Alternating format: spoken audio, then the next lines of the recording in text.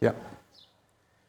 Sí, buenas tardes a todos y bienvenidos a esta sesión de tarde de la primera jornada del curso del Tratado de Roma, el Tratado de Maastricht, los avances pendientes del proceso de construcción europea.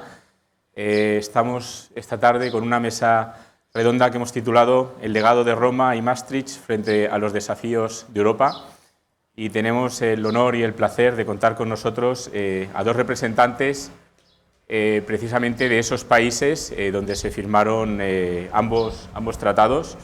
Por un lado está con nosotros Elisabetta Holstein, consejera de Asuntos Políticos de la Embajada de Italia en España, que me consta ha tenido que remover muchas cosas en su agenda para poder acompañarnos, porque desde que le enviamos la invitación a la Embajada de Italia, inicialmente era el embajador el que tenía que venir, pero ha tenido que excusar pues, por motivos precisamente de agenda y visitas que tenía que atender y compromisos que le surgieron hace unos días, pero en cualquier caso ha querido que la Embajada y que Italia estuviese representada, y precisamente Elisabetta Holstein, que es la responsable de temas políticos de la Embajada, es la persona apropiada para que pudiera participar en esta mesa y se ha prestado voluntariamente, lo cual nos ha satisfecho enormemente cuando recibimos su llamada hace unos días.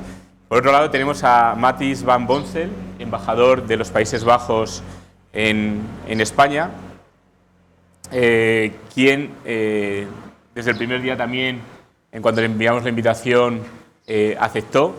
Estuvo además hace poco con nosotros aquí en Yuste con motivo de la entrega del Premio Europeo Carlos V, y bueno, debo decir además que es patrono de la Fundación, representando al gobierno de Holanda, de los Países Bajos, que es uno de los países miembros del patronato de la Fundación, al igual que Italia. Con lo cual, muchas gracias a ambos por estar aquí conmigo. Voy a presentar brevemente sus currículums y luego la idea que hemos establecido para la mesa redonda es que cada uno de ellos va a hacer una presentación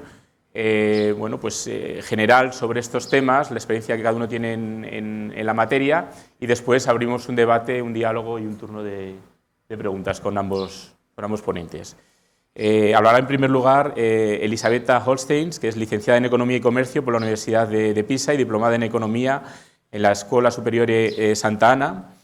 Fue Erasmus en la Universidad de Manchester y tras una experiencia en gestión empresarial en el Departamento de Marketing de L'Oréal París, se matriculó en el Máster de Estudios Europeos en el Colegio Europeo de Brujas. En el 2006 entró en la carrera diplomática en el Ministerio de Asuntos Exteriores del Gobierno de Italia, en la Dirección General para la Integración Europea. En 2010 fue destinada a la Embajada de Italia en Nueva Delhi, donde se ocupó de cuestiones económico-comerciales, y desde noviembre de 2014 es responsable de la Oficina Política de la Embajada de Italia en Madrid, donde se ocupa del análisis de la política interna y exterior española y de las relaciones bilaterales político-institucionales. Por otro lado, el embajador Matthijs van Bossel se especializó durante sus estudios en las universidades de Utrecht y Michigan en asuntos de comercio internacional y de integración económica mundial. Después de sus estudios de Derecho, hizo prácticas en la Comisión Europea, en Bruselas, en políticas de cooperación al desarrollo, e ingresó en el Ministerio de Asuntos Exteriores en 1982. Fue nombrado vocal asesor en el Departamento de la OTAN del Ministerio, pasando a la Embajada de Países Bajos en San José, Costa Rica, en 1985 como responsable de la coordinación del Programa Regional de Cooperación al Desarrollo y de Refugiados de América Central. A partir del 89 tuvo varios cargos en el Departamento de Integración Europea y fue miembro del equipo negociador del Tratado de Maastricht en 1991 y posteriormente el jefe del equipo negociador del Tratado de Ámsterdam de 1997. Posteriormente ha sido consejero de la representación permanente de los Países Bajos ante la Unión Europea en Bruselas y después jefe de la sección política de la Embajada de Berlín. Ha estado además en Japón, en San José, Costa Rica, ha sido embajador de los Países Bajos en Bucarest, en Rumanía, y actualmente es embajador de Madrid, de los Países Bajos en Madrid. Como ven, ambos tienen una experiencia, amplia experiencia internacional. Los dos tienen relación con los temas europeos en los que han trabajado de manera muy profunda. En el caso además del embajador, pues toca un tema muy importante que es el de los que tratamos en el curso de en estas jornadas, que fue uno de los miembros negociadores del Tratado de Maastricht, con lo cual seguro que nos puede pues contar algunas anécdotas o un poco más lo que es la negociación interna, ¿no?, desde los países que tuvo lugar en esas negociaciones. Doy en primer lugar la palabra a Elisabetta. Muchas gracias por estar aquí. Hola. Y todo bueno, para ti. Gracias a vosotros por invitarme. Bueno, yo quería empezar con una nota un poco personal, porque soy una diplomática italiana, pero mi apellido es Holstein-Tarczewski, que no suena nada italiano. De hecho, mi padre es polaco-lituano y el origen del primer apellido es alemán, así que llevo Europa un poco en mi sangre. Cuando yo era pequeña, mi padre nunca me habló polaco y de hecho no lo hablo, porque nunca pensaba que Polonia podría ser parte de la Unión Europea, entonces no pensaba que iba a ser un idioma útil para mi vida profesional.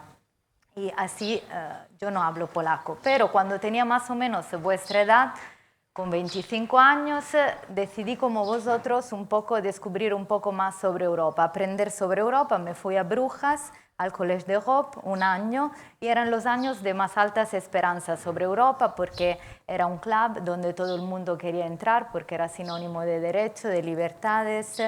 La Europa acababa de ampliarse al este y se firmaría de allí a poco la Constitución Europea que se estaba negociando, era 2004, y para una chica de 25 años que venía de un pueblo de Italia de 5.000 habitantes, Europa hacía mucha ilusión, era una tierra de oportunidades. No sé bien qué tipo de sueño dirigís vosotros hacia Europa, pero es verdad que los últimos años no han sido muy esperanzadores. Después del Tratado de Maastricht y de un decenio de mucha ambición y muchos avances, parece que ha llegado un periodo de estancamiento y que se ha perdido un poco el proyecto a largo plazo de la Unión Europea. Yo, sin alargarme demasiado, creo que sobre todo dos crisis han afectado la unidad y la capacidad de Europa de los últimos años. Por una parte, la crisis económica, que ha un poco creado una brecha entre los países del norte y del sur de la Unión Europea, y luego la crisis de la migración y de los refugiados, que ha creado una división, un poco por simplificar, entre este y oeste. Y lo que tienen en común las dos crisis, a mi juicio, es la falta de una respuesta solidaria. Cuando el cálculo del interés nacional prevalece en Europa, ya se ha visto que Europa no funciona, porque no logra dar respuestas a los desafíos que se le presentan. No estoy diciendo nada nuevo, porque la solidaridad de hecho era el eje central incluso de la Declaración Schuman, que me gustaría leer textualmente, que decía: Europa no será de una vez ni de una obra en conjunto, será gracias a realizaciones concretas que creen en primer lugar una solidaridad de hecho. Las respuestas de la UE a las crisis en estos años ha sido a menudo más marginal, ha sido más tecnocrática que política, y es como si Europa haya estado jugando un poquito en defensa, intentando poner parches, recorriendo los problemas, pero sin una capacidad de ambición y de solución de amplio alcance. Quisiera, por ejemplo, por lo que se refiere al tema de la migración, que es un tema que afecta en particular modo mi país, un tema en el que Italia pide una respuesta solidaria. Por daros algunos datos, del 1 de enero, lo que llevamos de año, digamos, han llegado a Italia 60.000 inmigrantes, que son aproximadamente un 20% más de lo que llegaron el año pasado, cuando en total fueron 181.000 más o menos en todo el año. En los últimos 3 años han llegado a Italia más de 500.000 personas. Yo creo que es importante subrayar que estas personas no llegan a Italia, sino estas personas llegan a Europa, porque Italia es frontera de la Unión Europea. Y de hecho muchos de ellos no quieren quedarse en Italia, sino quieren reunirse con su familia en Alemania o irse a Suecia. El significado de Europa para mí es que lo que es difícil para un país gestionar no lo es para un conjunto democrático de 500 millones de habitantes. Este es el significado verdadero de Europa. Sin embargo, la incapacidad de Europa de ofrecer respuestas concretas ha llegado en muchos países, ha abierto la puerta a movimientos populistas. Lo tenemos nosotros en Italia, están también en Holanda, con un corte euroscéptico, que responsabilizan a la UE por todos los males e intentan proponer soluciones simplistas, como por ejemplo la salida de la Unión, la salida del euro, la renacionalización de algunas políticas, para no hablar de construir muros. En este sentido, creo que el Brexit también, en alguna manera, ha sido un poco la cara de este populismo simplista. Pero lo que me preocupa más es que todo esto ha llevado a una crisis de consenso, a una desafección, a un desapego de los ciudadanos hacia las instituciones europeas, que son percibidas como distantes y como no útiles concretamente para el día a día de los ciudadanos. Por ejemplo, un país como Italia siempre ha sido a la cabeza de la integración europea.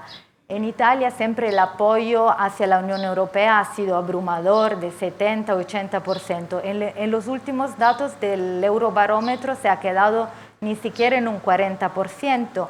Hay un 45% de ciudadanos ahora en Italia que piensan que el país podría tener un futuro mejor fuera de Europa que dentro de Europa. Eso es muy preocupante, pero yo quería dejar algo muy claro. Es que Europa son antes todo los países que la hacen y que el verdadero motor de la Unión Europea es la voluntad política de los países que lo componen.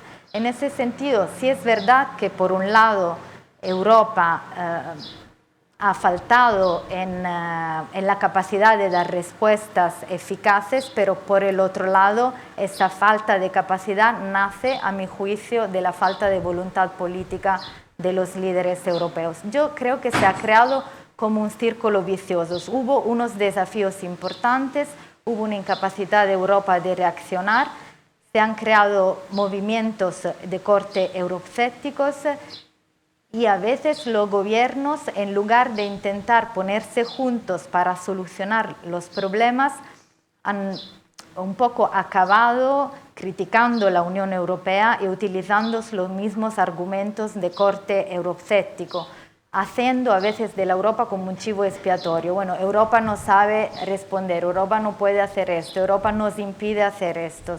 Yo creo que de esta manera se ha retroalimentado un poco una desafección hacia Europa. Es un círculo vicioso muy arriesgado y muy preocupante que hay que romper y que se puede romper. ¿Cómo? Con un liderazgo político europeo fuerte. Creo que en los últimos años, a mi juicio, por lo menos esto le ha faltado un poco a Europa, un liderazgo político coheso y con visión. Porque si los líderes europeos creen en Europa, yo creo que cambia la percepción que Europa tiene que los ciudadanos tienen de Europa.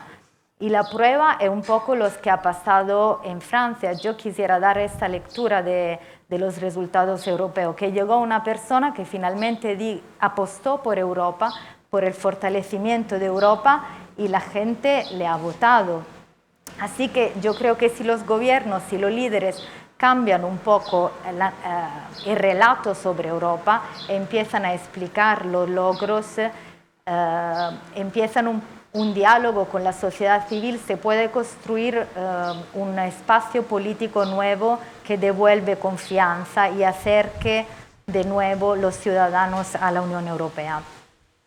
Porque hoy, más que nunca, hace falta Europa, porque Europa, desde un punto de vista geopolítico, está un poco aislada en este momento. Tenemos al norte el desafío del Brexit, que por primera vez ha un poco derrumbado la tesis de la irreversibilidad de la Unión Europea. En el sur tenemos la amenaza terrorista, la crisis migratoria y todo lo que viene de la instabilidad de Medio Oriente y del norte de África. Al este hay unos impulsos que quisiera llamar un poco agresivos que vienen de Rusia, y al oeste hay todo un nuevo desafío que es el de las nuevas relaciones que tenemos que construir con Donald Trump y con el Reino Unido, que a mí Estados Unidos, que a mí personalmente me preocupa mucho sobre todo porque percibo en algunos posicionamientos del nuevo presidente de Estados Unidos un poco un rechazo al sistema multilateral, como hemos visto con la salida del acuerdo sobre el clima, con algunos impulsos un poco bilaterales en materia comercial. Y así que yo creo que hoy más que nunca hace falta Europa y sobre todo tenemos que hacer de una manera que estos desafíos se puedan convertir en una oportunidad para relanzar al proyecto europeo. Y de alguna manera esto está pasando, porque el Brexit por un lado y algunos posicionamientos de Donald Trump por el otro lado ha sonado un poco como un despertador para Europa.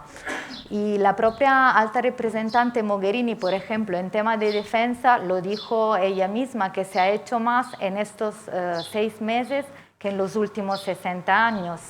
Una otra señal positiva viene, por ejemplo, de algunos resultados electorales en varios países europeos, donde últimamente algunas fuerzas euroscépticas han sido derrotadas, por lo menos un poco debilitadas. Y otro señal positivo yo creo que viene también de la manera en la que estamos gestionando el tema del Brexit, porque por lo menos hasta ahora los 27 están mostrando una capacidad de unidad que promete bastante bien.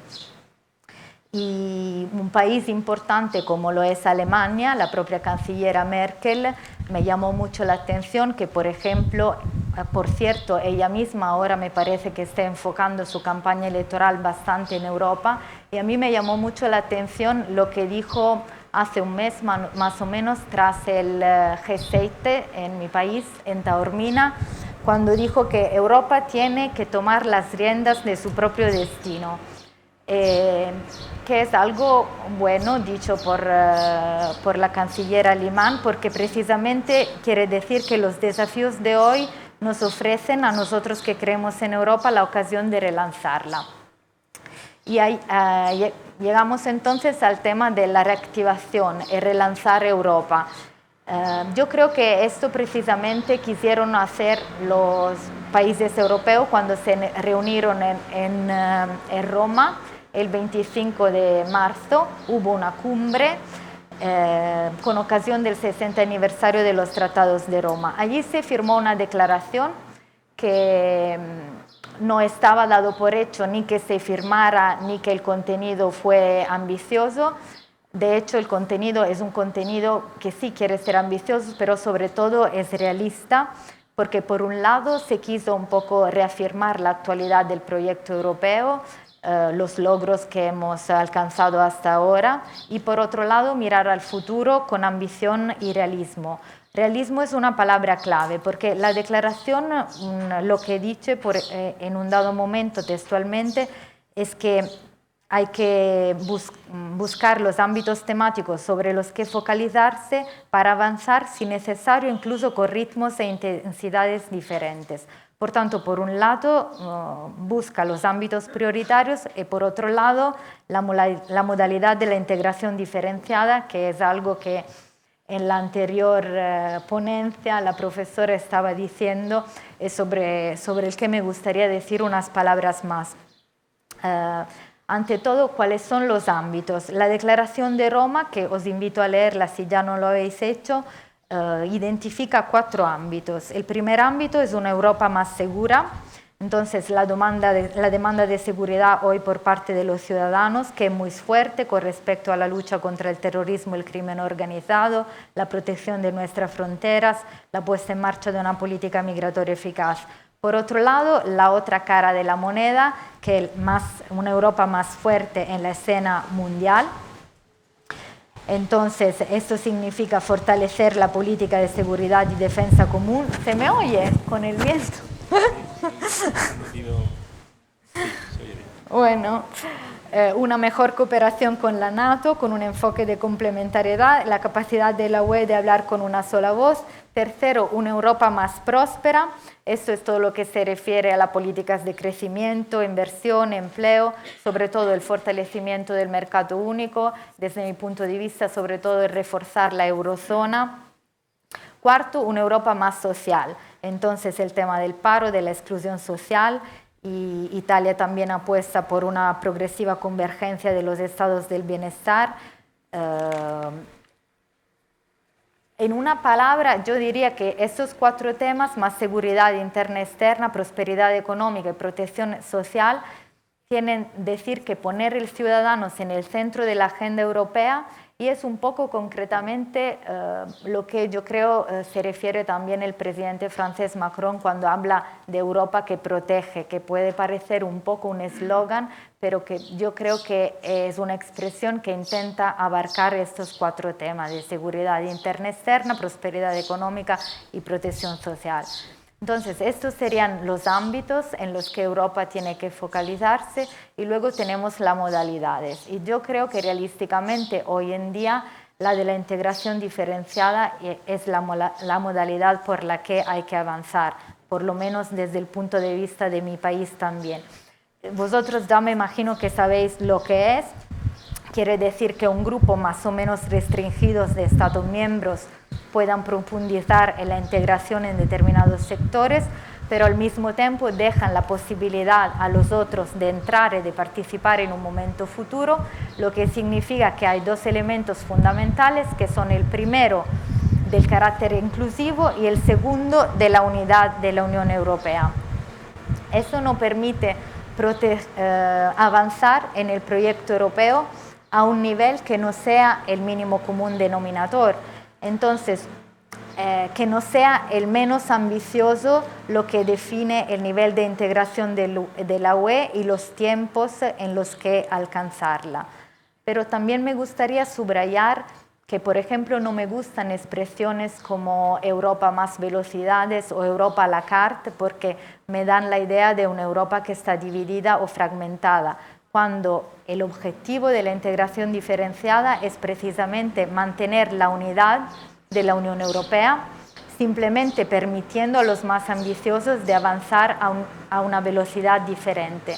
¿Y cómo se mantiene esta unidad? Se mantiene, por ejemplo, utilizando el marco de los tratados y utilizando el método comunitario y preservando la arquitectura institucional, es decir, las instituciones europeas que juegan un papel muy importante en la integración diferenciada, que no es nada nuevo porque ya está en los tratados, lo decía la misma profesora antes, todos los artículos que se refieren a la cooperación reforzada, y el euro y Schengen también son 2 ejemplos de integración diferenciada en un cierto igual modo, pero hoy en día es una herramienta que yo creo adquiere un significado político muy diferente, porque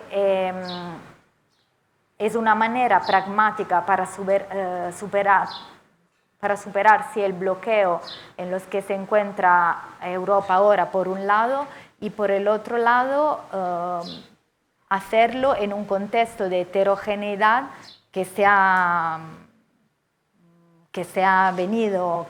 existe ahora en Europa como resultado de las diferentes ampliaciones.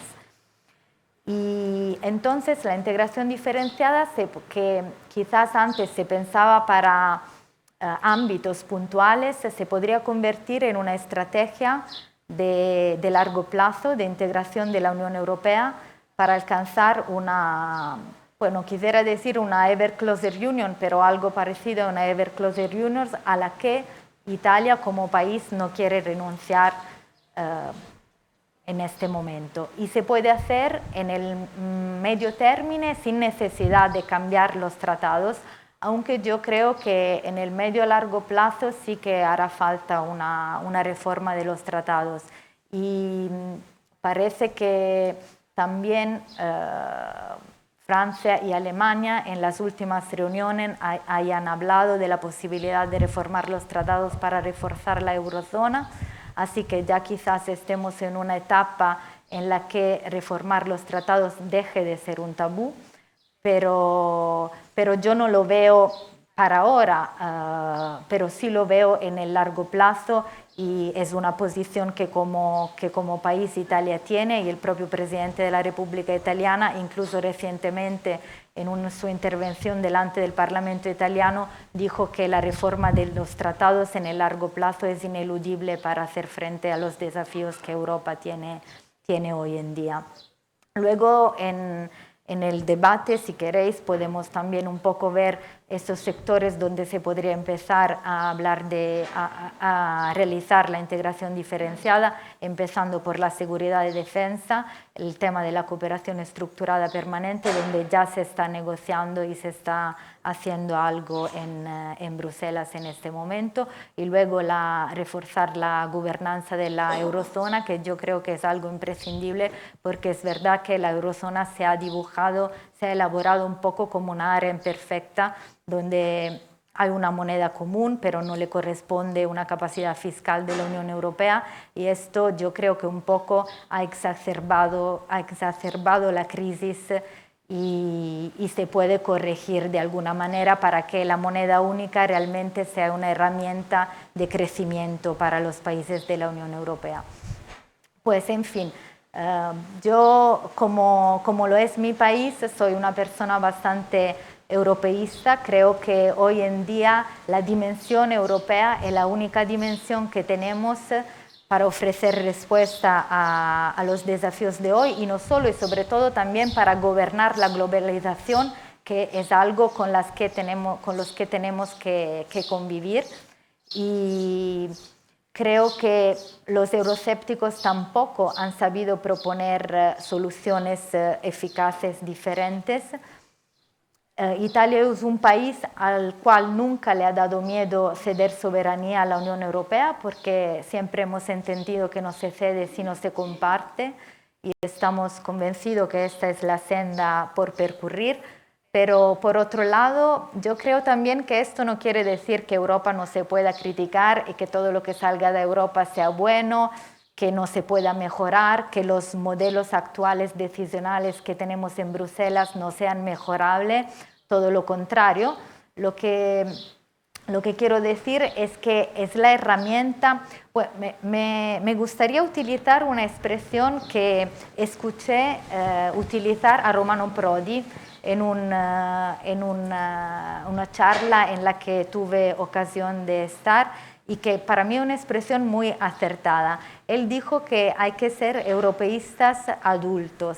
Esto para mí significa que hay que mirar a Europa con un ojo crítico en los aspectos que se puedan mejorar, pero al mismo tiempo sabiendo y teniendo en cuenta que hoy en día, como ya lo era en los años 50 y 60, Europa es la única herramienta que tenemos para lograr los objetivos de prosperidad, de desarrollo y de igualdad. Y por eso el mensaje que quiero decir no es que Europa es perfecta, sino que Europa es la mejor herramienta que tenemos, y por eso no tenemos que maltratarla, porque si no caemos en el círculo vicioso que decía antes, sino que tenemos que cuidar de ella e intentar mejorarla en lo posible. Pues, muchas gracias, Elisabetta. Damos un aplauso por su intervención. Toma nota de varias cosas que luego intentaremos desarrollar un poquito más, y para seguir avanzando tiene la palabra el señor embajador. Gracias. Voy a contar algunas anécdotas que me ocurrieron hoy. Unas visiones de un pueblo un poquito más euroscéptico que España, y unas direcciones. Quisiera poner énfasis que creo que Europa tiene que tomar. La anécdota que me entró esta mañana es cuando usted habló del Ever Closer Union, la unión cada vez más estrecha, cuando estuvimos negociando el Tratado de Maastricht. Ya no sé de dónde ocurrió esta frase, pero cogió los británicos como un toro en algo rojo. Lo querían sacar del texto desde el inicio. Y como presidencia, sabiendo que alguien quiere algo, tú puedes negociar el precio. Lo más que lo pidieron, lo más pensamos, bueno, al parecer ese es algo valioso. Y hay tantas cosas que queremos de los británicos que por el momento lo vamos a guardar en el texto a cualquier precio. Y los británicos dicen, pero ¿por qué no lo quitan? Decimos, por ejemplo, bueno, Italia aprecia mucho ese texto. Italia es muy pro-Europa y aprecia esa unión cada vez más. No sabía si Italia estaba en favor, pero generalmente Italia siempre estaba en favor de más Europa. Entonces, fue creíble decirlo así. Y lo dejamos en el texto hasta Maastricht, hasta el último Consejo Europeo que tenía que decidir las últimas cosas contenciosas que en ningún nivel de ministros o de funcionarios habíamos resuelto. O sea, los británicos vinieron ahí con una cosa que querían quitar del tratado, que era esta frase. Y sabíamos que al final, a las 5 de la mañana, le íbamos a dar. Pero, ¿a cuál precio? El precio, mientras tanto, ya había subido. ¿Qué queríamos de los británicos? ¿Por qué quieren salir de la Unión los británicos? Porque tienen una idea de Europa muy diferente de los demás. Son una isla.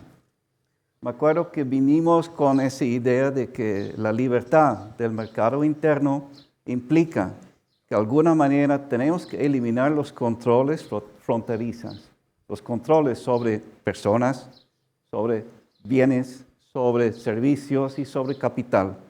Y las cantidades de leyes, usted mencionó esta mañana que un camión necesitaba 80 papeles para viajar de Francia a Italia. El trabajo que hemos hecho bajo presidencia de Jacques Delors y la comisión visionaria de ese entonces, de eliminar todos esos papeles, toda esa burocracia, todas esas leyes y hacer al final un régimen europeo que permitía viajar libremente. Había un país que dijo, no, eso no necesitamos.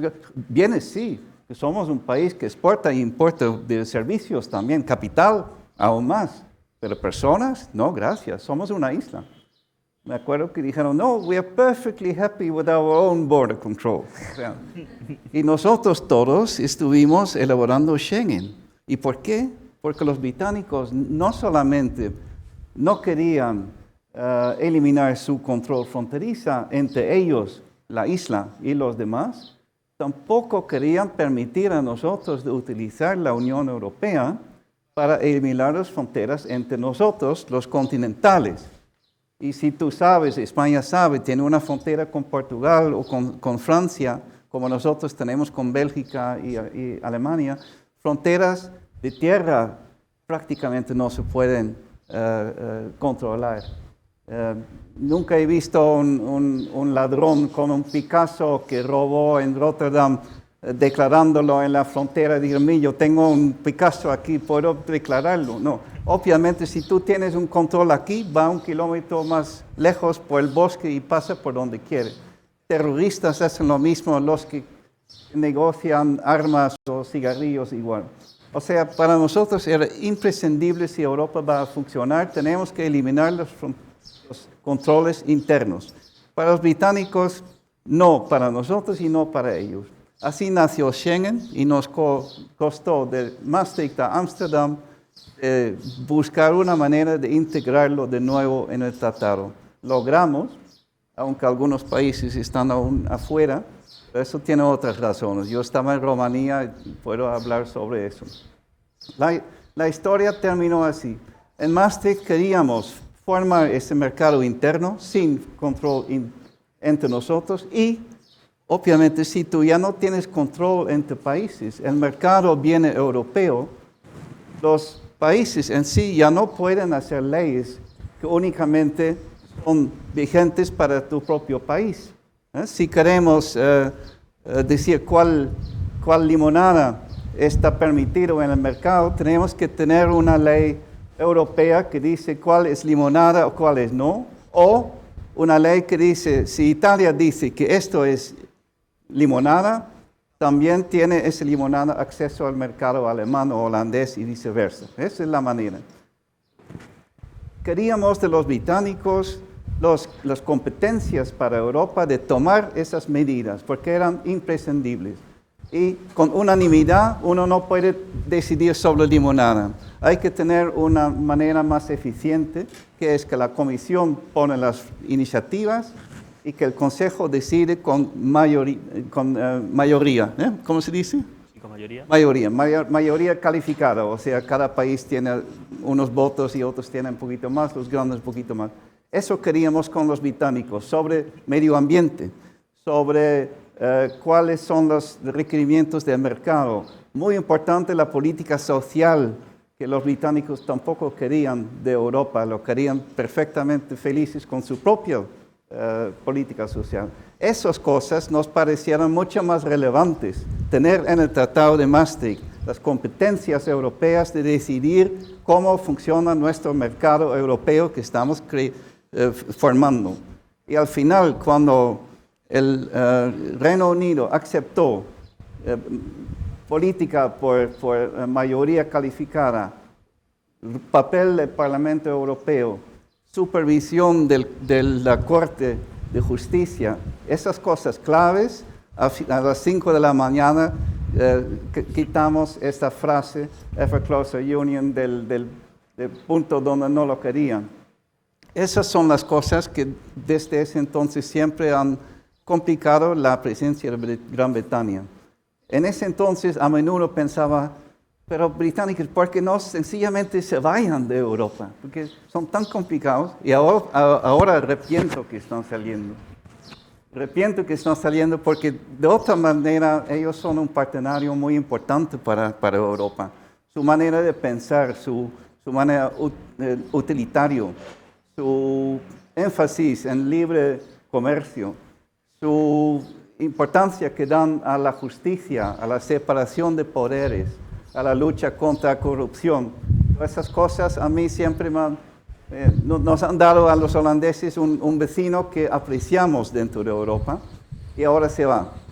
En fin, este es un punto difícil y para nuestra población la política británica con su elocuencia y su juego en un idioma que todos entendemos es también algo que tiene mucha atractividad.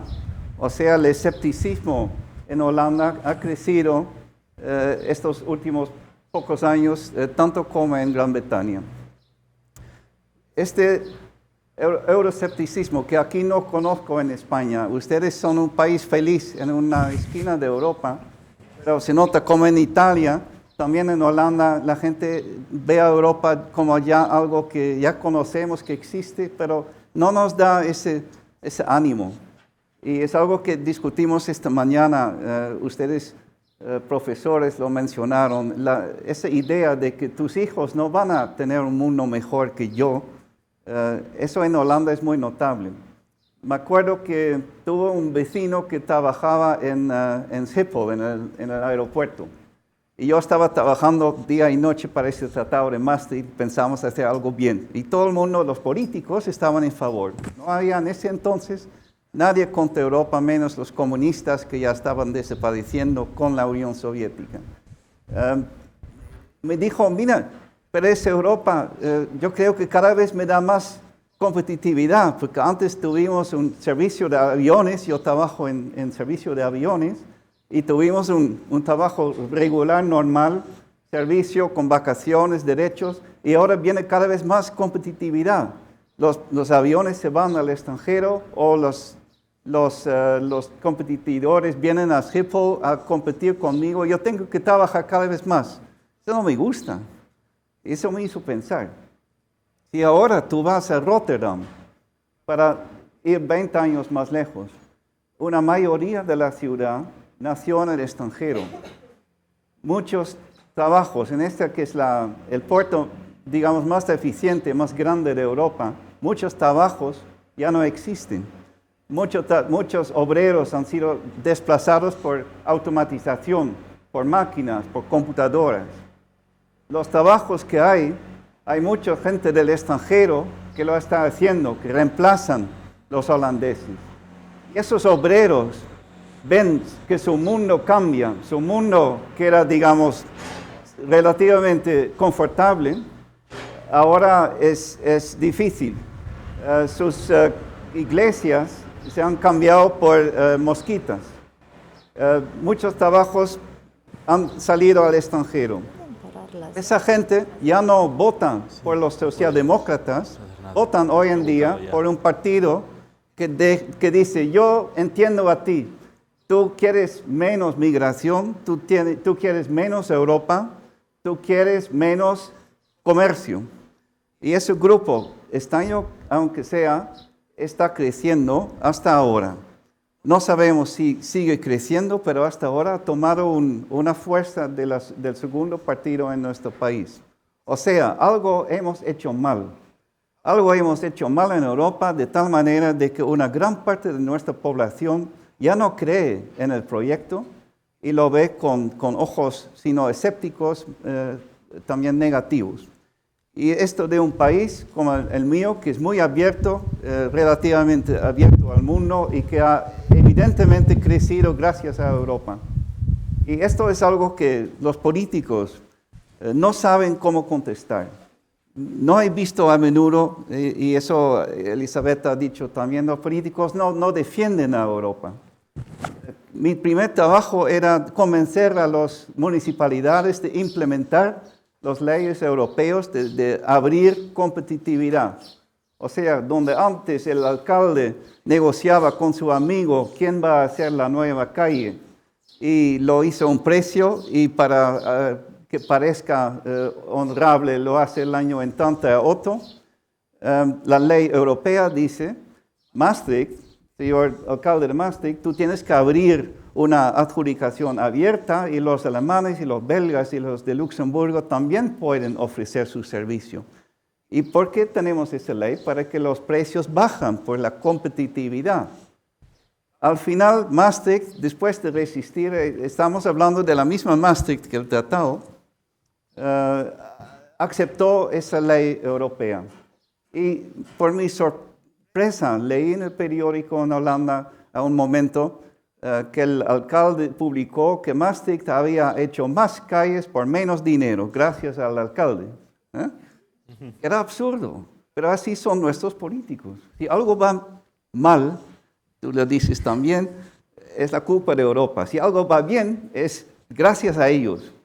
Y eso he visto en la práctica por 30 años ahora. Y si tú acumulas todo el tiempo esa actitud, no tienes que sorprenderte que la gente dice, pero ¿esa Europa para qué es? ¿Para qué? ¿Para qué sirve? ¿Por qué me pide votar por el Parlamento Europeo? ¿Qué útil es?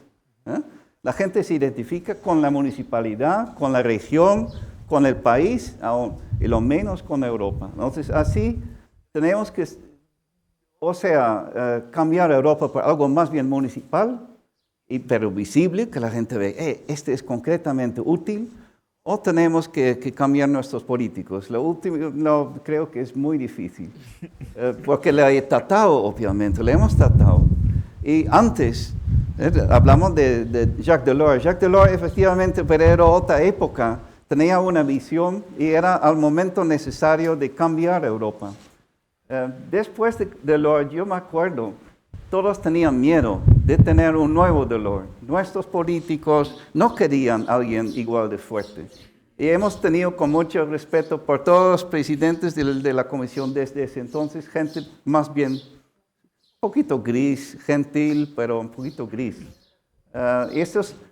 Europa produce las comisiones, los políticos que merece, que quiere. Eso también tenemos que tomar en cuenta. Jacques Delors, me acuerdo, cuando él hablaba en el Consejo de Ministros, todo el mundo estaba callado, porque era un jugador de ajedrez. Él dice algo, hace una maniobra, pero mientras tanto ya estaba calculando, estos me van a contestar, esto, otro, y ya voy a proponer lo próximo en una hora. Si tú no tenías atención a lo que dijo, estabas ya fuera del juego. Eso no he visto después. Si la comisión habla, generalmente todos siguen con sus propios trabajos o con su iPhone hoy en día y cosas. Esa Europa ya no es como antes. Algo que ha cambiado el juego también es la expansión. La aprofundización de la integración no ha sido más grande como en Maastricht. Hemos tratado de profundizar en Ámsterdam. Poquito hemos logrado, pero mucho menos que en Maastricht. Después, Lisboa, más trabajo aún, menos resultados. Ni hablar de Niza. O sea, la profundización de la integración ha perdido su momentum. Mientras tanto, hemos elaborado la cantidad de miembros de la Unión de una manera increíble.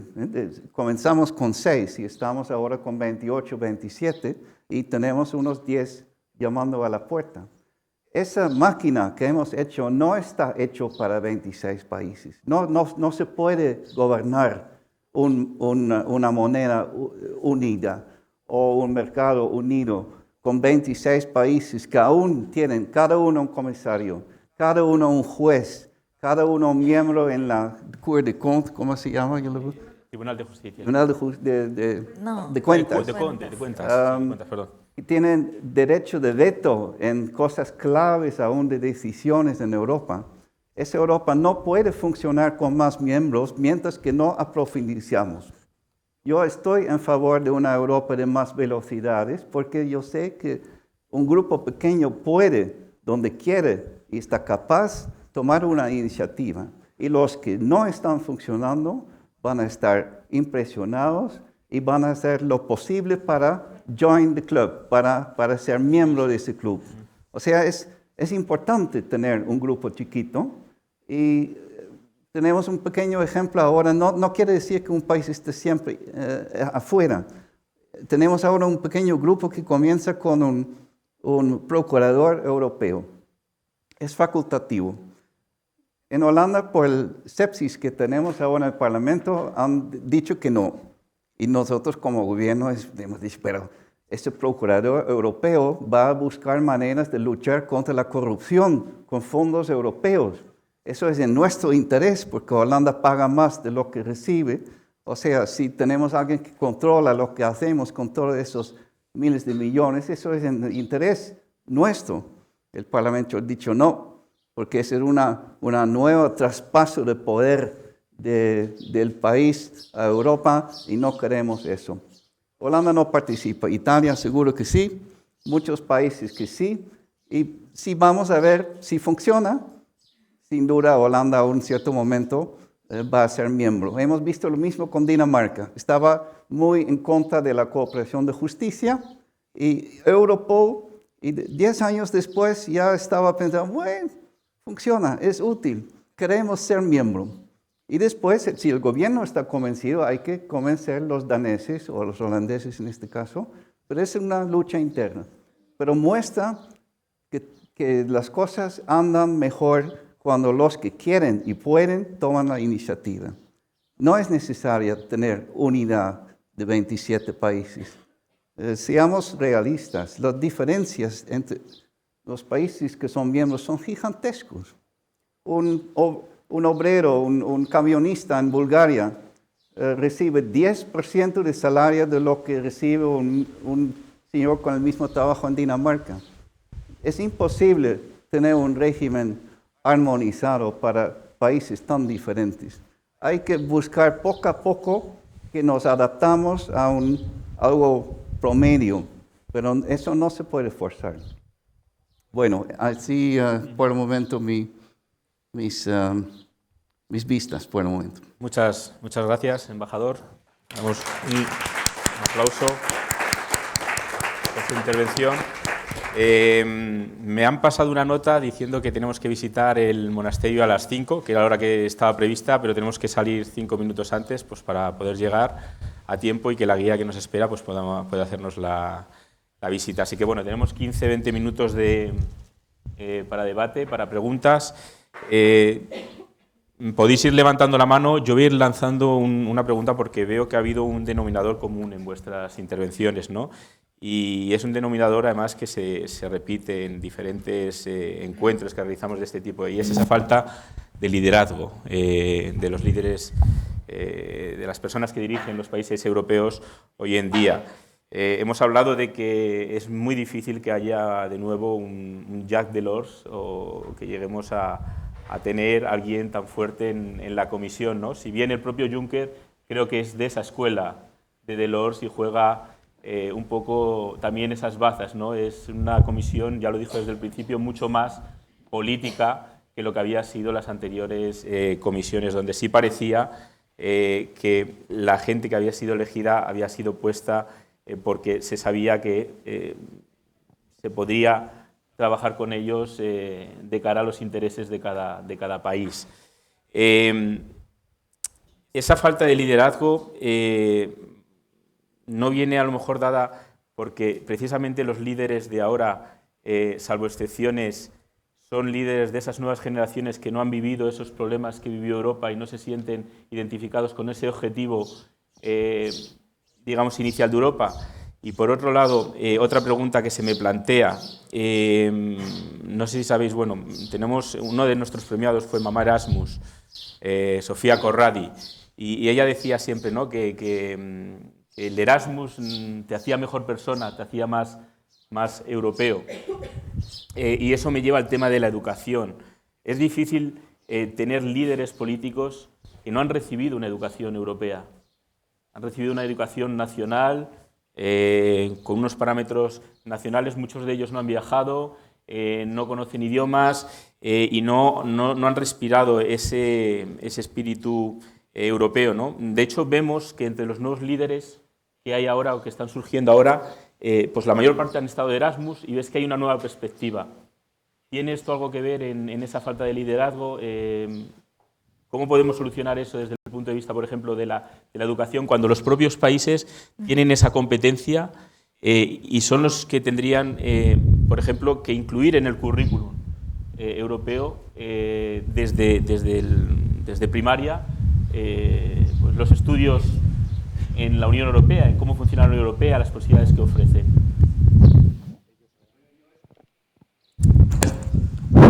Yo estaría en favor de educación sobre lo que es Europa y creo que en Holanda ya forma parte del paquete básico, también en la escuela básica, que la gente entiende cómo funciona Europa, lo mínimo. Además, Erasmus ha sido muy exitoso. Yo estaba aquí cuando Mamá Erasmus, la señora italiana, recibió el premio. Ella ha hecho un excelente trabajo y hay que seguir esa línea. Más bien me desconfío un poquito de la comisión. Me acuerdo cuando Holanda trató de disminuir el presupuesto europeo porque pensamos que no todo el dinero se gasta tan eficientemente como en el programa Erasmus. Lo que contestó la comisión con una propuesta de disminuir el programa Erasmus, porque ya no había dinero por los holandeses que querían una política tan tacaña. Entonces yo pensaba, la comisión no entiende nada de eso, no entiende nada. Trata de disminuir el programa que funciona y que une Europa y no quiere tocar los programas que tratan de hacer autopistas en Rumanía y no logramos hacer esa autopista. Y no quieren decir, bueno, Rumanía, lo siento mucho, pero este dinero ya no está. Era falso. Hay que hacer las cosas de una otra manera. Los programas que funcionan son los programas que ayudan a Europa a ser innovativa. O sea, que la educación sea europea, la educación sea en terrenos nuevos. Tenemos que innovar la economía. Casi no hemos hablado de economía hoy, pero es crucial. Europa es economía. Europa es primordialmente el mercado interno. Europa es promover que nuestros empresarios puedan exportar, pueden establecerse en un mercado grande. Y tenemos, y ahí M. Macron nos va a ayudar, proteger ese mercado contra países que son diferentes de nosotros. Hay que ser un poquito orgullo de Europa, eso sí. Europa tiene su política social, como hemos visto esta mañana, que es único en el mundo. Europa tiene una política ambiental que también es muy buena, muy progresista, pero hay que defenderlo. O sea, si hacemos un tratado de comercio con un país como Estados Unidos, donde tienen menos política social, menos política ambiental y se dudan de la política de cambio de clima, es justificado que nuestra población dura si ese es un buen tratado. Entonces, hay que ser transparente y mostrar que somos la región de calidad de vida mejor en el mundo. Segundo, somos el más grande. Tercero, si los americanos quieren negociar con nosotros, con mucho gusto, pero en base de nuestras leyes.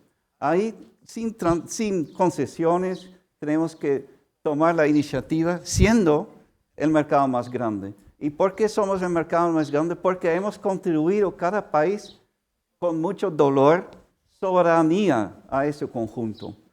Si lo trato de vender de tal manera a los holandeses, creo que podíamos hacerlo. Pero yo no soy político, necesito políticos que lo hacen con un poquito de pasión. Sí se puede defender a Europa, pero hay que tomar un poquito de orgullo y romper este escepticismo y decir, ¿qué somos? ¿En qué somos mejores que Rusia, Estados Unidos, China? ¿Qué nos hace diferente y por qué nos unimos en eso y cómo defendemos lo que somos? Y saber explicarlo a los ciudadanos. Sí. Bueno, yo creo que ya lo dijo un poco en mi intervención y estoy totalmente de acuerdo con el embajador, que sí que hace falta un relato y un discurso sobre Europa diferente, una capacidad de explicar Europa a los ciudadanos, abrir vías de diálogo con la sociedad civil para crear un espacio político europeo, que es algo que falta, es algo a los que Erasmus, yo creo, ha contribuido muchísimo. Es uno de los logros más grandes de la Unión Europea. Yo misma lo probé, me imagino que todos vosotros habéis hecho Erasmus, que de verdad te da la idea de cómo se puede ser diferentes pero unido al mismo tiempo. Dicho esto, la falta de liderazgo de los políticos europeos, bueno, no creo que se pueda identificar una razón, pero es una realidad. Yo creo hoy en día que faltan un poco líderes con una visión de largo plazo y que se busca un poquito más el rédito electoral de corto plazo, pero creo que es un discurso muy complejo que tiene que tener también un poco con la crisis de la democracia representativa en las que nos encontramos ahora, así que es un tema también que es más amplio de simplemente el tema europeo, porque se habla de populismo y de movimientos populistas en Europa, pero se habla de movimientos populistas también en otros países aquí, así que no es que es solo una cuestión europea. Por lo menos esto, no le echamos la culpa a Europa de crear populismo. ¿Alguna intervención por parte del público? Sí, allí, por favor. Buenas. Ignacio Ladeza, Universidad Pablo Olavide, Sevilla. Mi pregunta es al embajador de Holanda. Ha dicho usted que en lo del proyecto de anticorrupción de la Unión Europea, los holandeses consideran que pierden autonomía en favor de la Unión, pero realmente, a pesar de llevar el proyecto de la Unión Europea, tú llevas uno propio como país, ¿no? ¿O no? O sea, si hay corrupción en Holanda. Exactamente, que tú llevas el proyecto que te ofrece el de la Unión Europea y aparte llevas el propio tuyo de tu país. ¿Por qué se considera que pierden autonomía en ese sentido? La pérdida de autonomía y de dinero es algo que la gente resiste. Y si Europa quiere tomar una medida contra la corrupción, sería lógico que Holanda participe en eso, porque contribuimos dinero que después en Europa no siempre se gasta según las leyes convenido. O sea, mi idea era que sería lógico que Holanda participe, pero la gente ha decidido que no quieren pagar más a Europa y tampoco quieren a alguien que controla lo que pagamos a Europa, que no me parece consistente. No importa. Ya está el procurador. Vamos a ver si va a ser un éxito, y si va a ser un éxito, tenemos mejor argumento de decir, mira, ahí hay alguien que hace en Europa un trabajo importante con dinero que tú, holandés, está pagando, o sea, ¿por qué no la ayudamos para hacer su trabajo aún más mejor? ¿Querías mencionar algo? No. Sí. ¿Hay otra intervención por allí? Sí, ¿se me escucha? Sí. Yo soy Pablo de Badajoz. Quería hacer una pregunta, bueno, gracias por la intervención de los tres. Una pregunta abierta a la mesa, aunque lo ha tratado usted. Si podría especificar un poco mejor, en su opinión, qué significa eso de la Europa de las dos velocidades, ¿no? Porque existen diferentes interpretaciones, que es la Europa de las dos velocidades o de diferentes velocidades. En las diferentes intervenciones que ha habido a lo largo de esta mañana, ha habido posturas diametralmente opuestas a ello o, digamos, un poco más abiertas. ¿Podría usted hacernos alguna especie de, digamos, un esbozo de en qué consistiría? Bueno, creo que ya lo traté de explicar. Tenemos ahora unas reglas en Europa que hay que respetar, porque no dos velocidades, múltiples velocidades, es lo que quisiera tener. Pero en el mercado interno, ya nos dimos cuenta rápidamente, no se puede integrar un grupo chiquito y tener libre circulación con países que se quedan atrás. O sea, ahí nos ha costado elaborar las reglas, cómo funcionar como multiple speed en una Europa que tiene un mercado sin fronteras. Pero fuera de eso, y el ejemplo del procurador me parece muy divertido porque es Holanda que no participa, indica lo que se puede hacer. La Unión Monetaria es otro ejemplo. Schengen es otro ejemplo. O sea, en ciertas políticas se pueden buscar grupos de países que quieren ir adelante, pueden ir adelante, que es clave. Tenemos demasiados proyectos en Europa donde todos dicen que sí y después nadie cumple. Hay que buscar grupos de países que quieren y que pueden. Y con eso mostrar Europa funciona. Y los que se quedan atrás porque no pueden o no quieren, tendrán motivación de ponerse las pilas para también, ¿cómo se dice? Join the group. Unirse al grupo. Unirse al grupo. ¿Quieres? Bueno, yo creo que lo ha explicado perfectamente el embajador. De todos modos, lo que se llama comúnmente Europa de más velocidades, técnicamente en el jergo europeo, es la integración diferenciada. Está prevista en los tratados o se puede realizar fuera de los tratados. Pero lo ideal sería que se utilizaran de todos modos el método comunitario y las instituciones europeas para que no sea simplemente un método intergubernamental.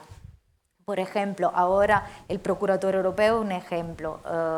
Otro es lo que se está debatiendo ahora en Bruselas con respecto a la cooperación estructurada permanente en el sector de la defensa, donde unos países que tienen un nivel más ambicioso puedan profundizar en la cooperación en el sector de la defensa, pero no todos, solo algunos. Pero es un proyecto inclusivo, se deja la puerta abierta para los otros, puede funcionar como un magnete, como lo decía el embajador, pero en esta manera los más ambiciosos pueden avanzar y el que decide el nivel de integración no es el menos ambicioso, porque si tenemos que esperar que el menos ambiciosos se convierten un poco más ambiciosos, quizás no nos vamos a mover nunca.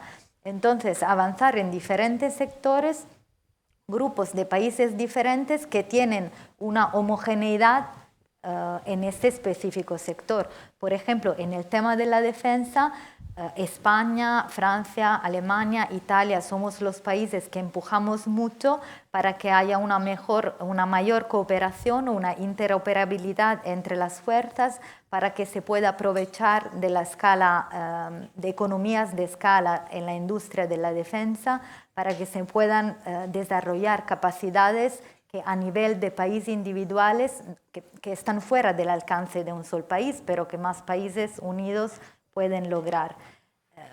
La Unión Económica Europea la eurozona es otro ejemplo de integración diferenciada, pero allí yo creo que se pueda profundizar aún más. Por ejemplo, Italia como país es partidario que en el largo plazo Europa tenga su presupuesto, de manera que a la moneda única europea le corresponda también una capacidad fiscal